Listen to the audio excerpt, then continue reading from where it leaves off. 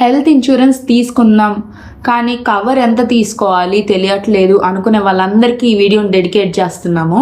ఈ 3 ఫ్యాక్టర్స్ని కన్సిడర్ చేసి health insurance coverage ఎంత ఉండాలి అనేది మీరే తెలుసుకోవచ్చు. మీ సిటీ ఆఫ్ రెసిడెన్స్ ఏంటి అనేది ఫస్ట్ ఫ్యాక్టర్.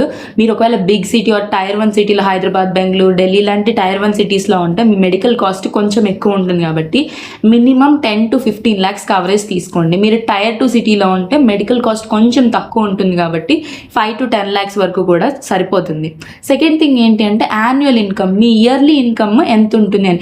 ట్రీట్మెంట్ టైంలో మనం మన స్టాండర్డ్ ఆఫ్ లివింగ్ని బట్టి హాస్పిటల్ని చూస్ చేసుకుంటాం కాబట్టి ఇన్కమ్ హై ఉంటే గుడ్ హాస్పిటల్స్కి వెళ్తాం కాబట్టి ప్రాబబ్లీ కాస్ట్ కూడా కొంచెం హై ఉంటుంది కాబట్టి దాన్ని బేస్ చేసుకొని తీసుకోండి. థర్డ్ది మీ కరెంట్ మెడికల్ కండిషన్ ఎలాగుంది.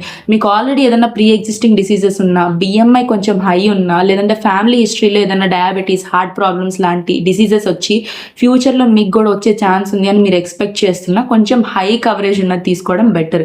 ఇన్సూరెన్స్ కవర్ డిసైడ్ చేయడానికి ఈ 3 థింగ్స్ గుర్తుపెట్టుకోండి. ఈ 3 బేస్ చేసుకొని కవర్ చూస్ చేసుకుంటే ఫ్యూచర్లో టెన్షనే ఉండదు. స్టిల్ ఇన్సూరెన్స్ గురించి మీకు ఇంకా ఏమైనా డౌట్స్ ఉంటే కామెంట్ చేయండి, ఖచ్చితంగా మేము ఆన్సర్ చేస్తాము. మన ఛానల్ని సబ్స్క్రైబ్ చేసుకోండి.